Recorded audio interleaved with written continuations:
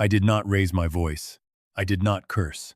I stood on the porch of the house I had built with my own two hands and watched a locksmith drill through the deadbolt while my daughter-in-law filmed it on her phone, laughing. I let him finish. Then I asked her one question, and I watched every ounce of color drain out of her face. Before I go further, tell me in the comments what state you're watching from tonight. And if you've ever had someone mistake your patience for weakness, hit that like button, because this story is for you. My name is Walter Briggs. I'm 68 years old. For 31 years, I ran the maintenance and safety division for a regional freight rail line out of Cedar Falls, Iowa. The kind of job where if you miss a hairline crack in a coupling, people die. I know how to look at something that seems fine on the surface and find the failure underneath. I learned that lesson decades before my son ever married the woman who would try to take my home out from under me. I live alone now. My wife Doris passed 4 years ago, breast cancer, 17 months from diagnosis to the funeral. Before she died, in a hospital bed with tubes running into the back of her hand, she made me promise her one thing. Not that I'd take care of myself.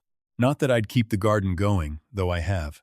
She made me promise that I'd never let our son Michael go without family, that I'd hold this family together no matter what it cost me. I told her I would. I meant it with everything I had left in me. I did not know that promise would one day be used as a leash. It was a Thursday morning in late October, the kind of gray Iowa morning where the frost sits on the grass until almost 9. I was in the kitchen, same as every morning, grinding coffee beans by hand because Doris always said the electric grinder made it taste burnt, and old habits don't die just because the person who taught them to you did. I heard tires on the gravel driveway before I heard anything else. Then a heavy diesel truck door slamming. Then a second vehicle, smaller, pulling in behind it. I looked out the kitchen window and saw a man in a gray uniform shirt walking toward my porch carrying a toolbox. And behind him, stepping out of a white Lexus SUV with her sunglasses pushed up into her hair, was Vanessa. Vanessa is my son's wife, 36 years old, a brand consultant, which as far as I have ever been able to tell means she posts photographs of herself standing in front of things. She had her phone up and recording before her heels even touched my gravel. I opened the front door before the locksmith could knock. "Can I help you?" I said. He looked uncomfortable immediately, the way men do when they know they're standing somewhere they shouldn't be. "Sir, I've been contracted to rekey this property. I've got a work order here." He held up a folded paper without quite handing it to me. Vanessa didn't wait for him to finish. She walked right up onto my porch steps, phone raised, grinning like she'd already won something. "Morning, Walter," she said, in that sugar-sweet voice she uses when she wants witnesses to think she's being reasonable. "We did try to do this the easy way. You remember signing the paperwork in September. The house is under new management now. You've got until Sunday to collect your personal items." I did not raise my voice. I looked at the locksmith, a young man, maybe 25, clearly just doing a job somebody paid him for, and I said, "Son, before you touch that lock, I need you to tell me who exactly issued that work order. And I need you to look very closely at whose name is on the deed to this property, because I promise you it is not the name she just told you." He blinked. He looked down at his clipboard, and I watched his face do exactly what I expected it to do, which was go pale, because I have spent 31 years reading the exact moment a man realizes he has been handed a live wire and told it was safe to touch. Vanessa's smile did not move for maybe 3 full seconds. Then it started to. To understand how a rail safety man with 31 years of clean audits ended up standing on his own porch defending his home from his son's wife, you have to go back 5 months to a rainy Tuesday night in May, because that is the night the whole thing was built, brick by brick, out of my own grief. It was almost 11 at night. I was in my recliner with the television low, half asleep, when the doorbell rang. I opened the door and found Michael and Vanessa standing there soaked through, and for one terrible second my first thought was that something had happened to my grandson, Eli. Michael's face was gray. Vanessa's mascara was running in dark tracks down her cheeks, and she had her arms wrapped around herself like she was freezing, though it was May in Iowa and not that cold. I brought them in. I always bring them in. That is who I am. And Vanessa has known exactly who I am since the day she married my son. Michael sat at my kitchen table and put his head in his hands before he even started talking. He told me his construction supply business, the one I'd co-signed a loan for 6 years ago so he could get it off the ground, had been named in a lawsuit by a former partner. He said the partner was claiming breach of contract, and that a judge had frozen the business accounts pending the outcome, and that without those accounts, he couldn't make payroll for his 12 employees, couldn't pay his subcontractors, and the whole thing, 6 years of work, was going to collapse inside of 2 weeks. Vanessa reached across my kitchen table and took both of my hands in hers. Her fingers were cold and shaking, or she was very good at shaking them. "Walter," she said, and her voice cracked exactly where a voice is supposed to crack. "We wouldn't ask if there was any other way. We know how hard you and Doris worked for this house.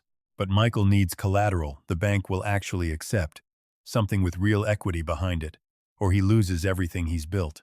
Eli's college fund is tied up in the business. If this goes under, it all goes under." And then she said the thing she knew would finish me off. "Doris told me once, before she passed, that family takes care of family no matter what. She made you promise her that, didn't she? I want you to understand something about grief. It does not go away. It just goes quiet, and it waits. And someone who has known you long enough can reach into that quiet place and pull the string whenever they need something from you." Vanessa had sat at my wife's bedside exactly twice in 17 months. She remembered that promise better than my own son did, because she had been saving it. I told them I could liquidate some of my retirement accounts and write Michael a check. Michael shook his head slow, like the idea pained him. "Dad, cash doesn't work here.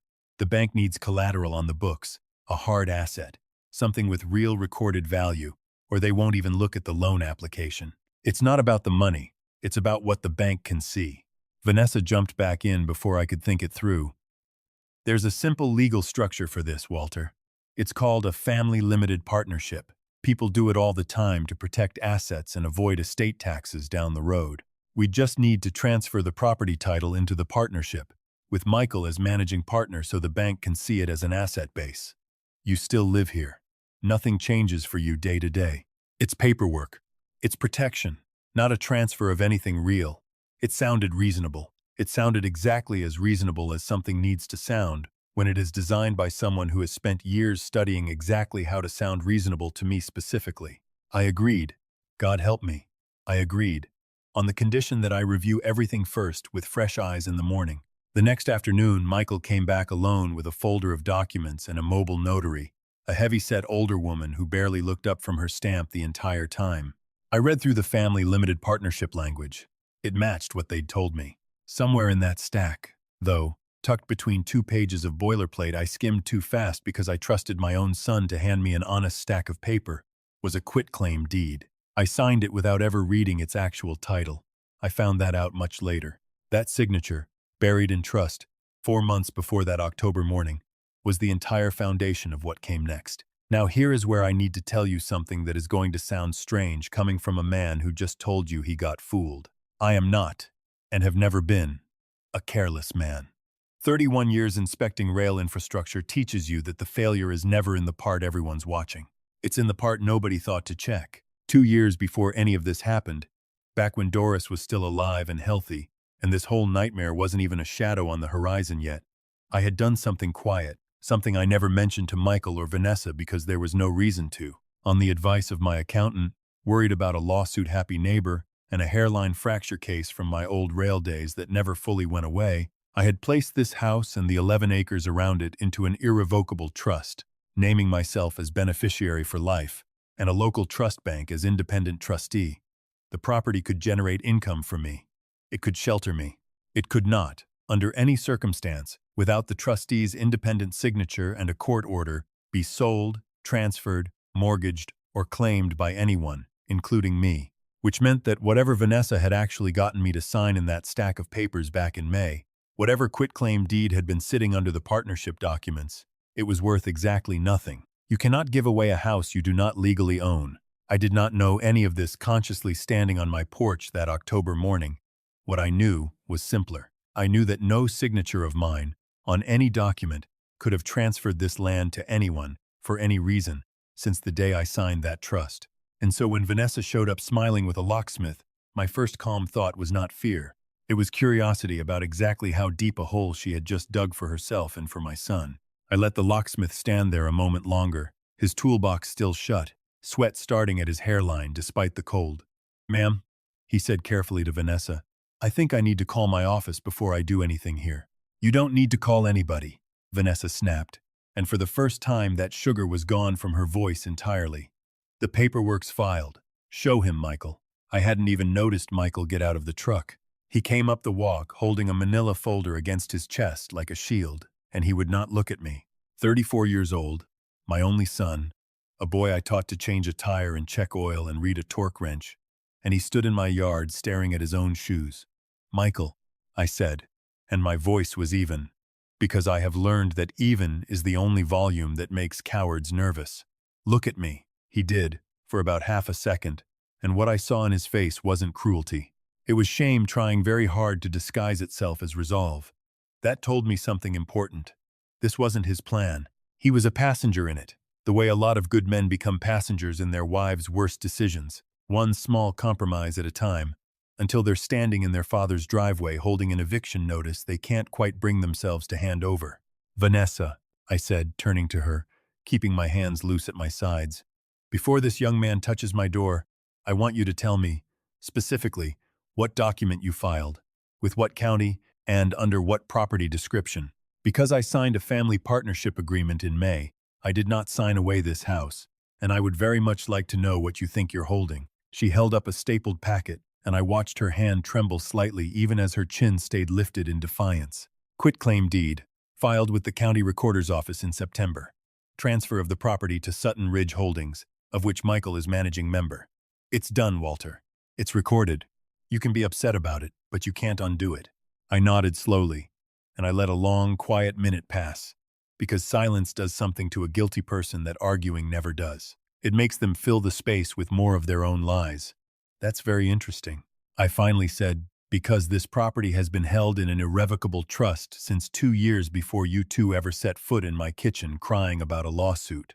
My signature has not had the legal authority to convey this land since the spring before Doris got sick. So whatever deed you filed with the county, one of two things is true. Either somebody forged my signature on a document I never saw, or somebody took a signature page from paperwork I did sign for an entirely different purpose and attached it to a deed I never agreed to.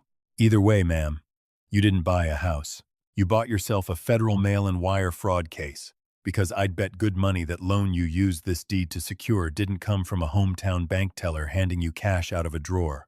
The locksmith took one full step backward off my porch without being asked. Vanessa's mouth opened and nothing came out. For one long, satisfying moment, the woman who had spent 5 months rehearsing every line of this performance had absolutely nothing left in the script. Michael made a small sound, something between a word and a breath, and looked at her with an expression I had never once seen on my son's face before.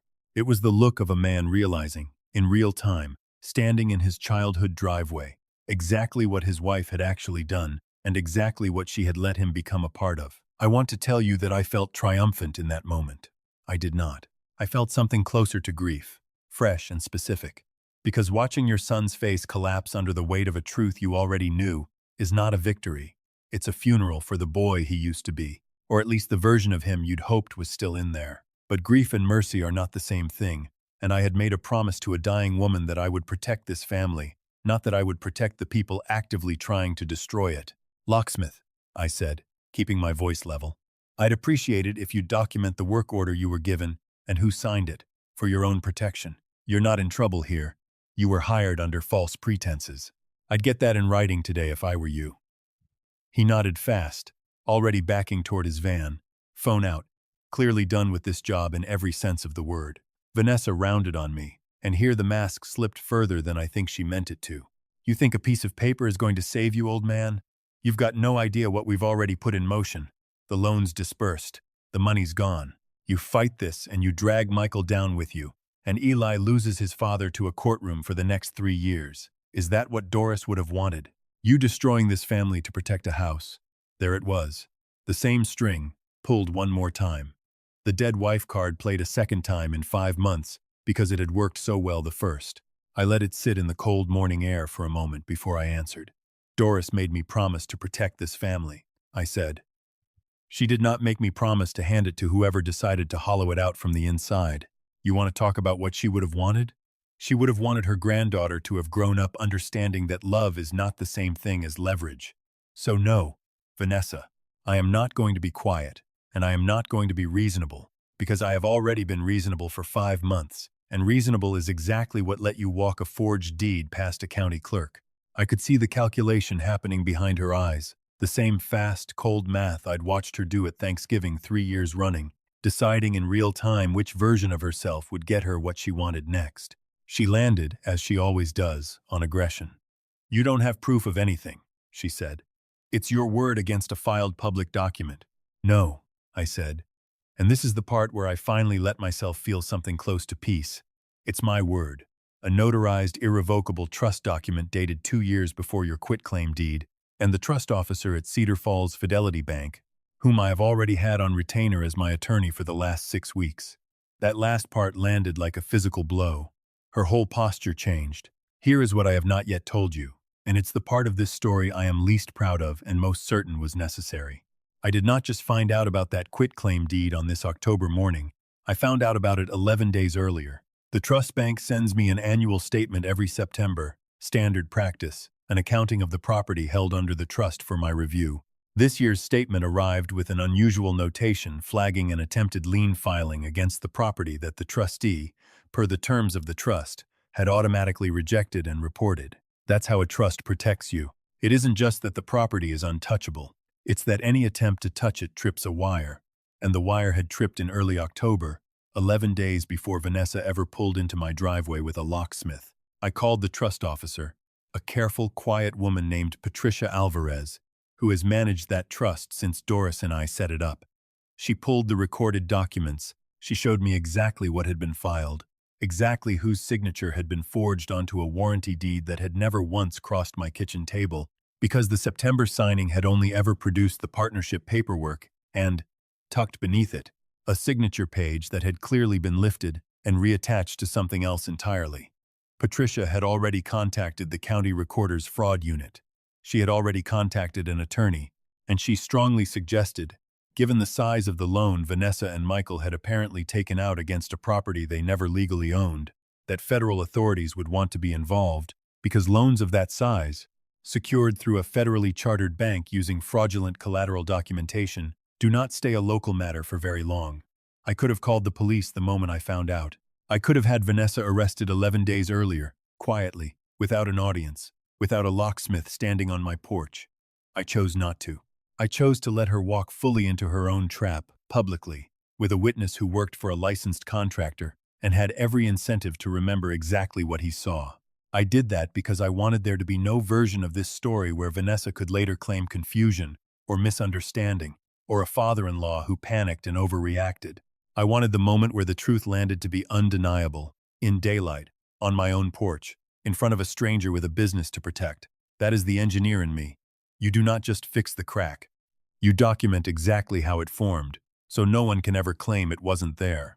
"You had me investigated," Vanessa said, and her voice had gone thin now, stripped of all its practiced warmth. "I had 11 days to let you finish digging," I said. "You did the rest yourself." Michael finally spoke, and his voice cracked in a way that had nothing rehearsed in it at all. "Dad, is this true? Did she forge your signature?" "Ask her," I said. And I watched my son turn to his wife of 9 years and ask her a question I do not think he ever imagined he would have to ask. Vanessa did not answer him. She turned instead and started walking fast back toward her Lexus, pulling her phone out, and I heard her say, low and urgent, to someone on the other end, "We need to move the funds now." Before, she did not finish that sentence, because that is the exact moment 3 unmarked sedans came around the corner of my gravel road and blocked her SUV in from both directions, followed by a 4th vehicle that pulled directly across the foot of my driveway. Doors opened. Men and women in dark jackets stepped out, the letters FBI stamped in gold across their chests, moving with the kind of calm, unhurried purpose that tells you they have done this 100 times and are in absolutely no rush now.